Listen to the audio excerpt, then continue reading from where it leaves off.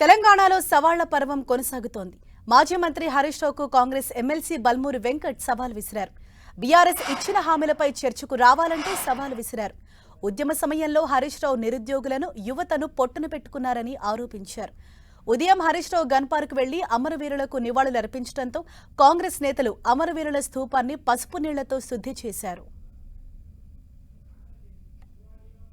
హరీష్ రావు గారు మీరా పార్టీలో మీరు కేవలం ఒక జీతగాడు మటుకే నిజంగా కల్వకుంట్ల చంద్రశేఖరరావుని బయటికి రమ్మనండి.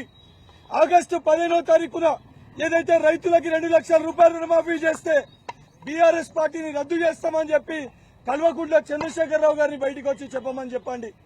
దానితో పాటు ఏదైతే మీరు సమర్పించిన మీ రాజీనామా లేఖని ఎమ్మెల్సీ హోదాలున్న నేను ఆగస్టు 15వ తారీఖున 2 లక్షల రూపాయలు రైతులకు రుణమాఫీ చేసిన తర్వాత నేను బాధ్యత తీసుకుంటా. మీ లేఖని వృధా కానియా తప్పనిసరిగా ఏదైతే 2 లక్షల రూపాయల రుణమాఫీ అయిన తర్వాత స్పీకర్ గారి దగ్గరికి వెళ్లి మీ రాజీనామాని వృధా కాకుండా ఈ యొక్క రాజీనామాని ఆమోదింపజేసే ఒక బాధ్యత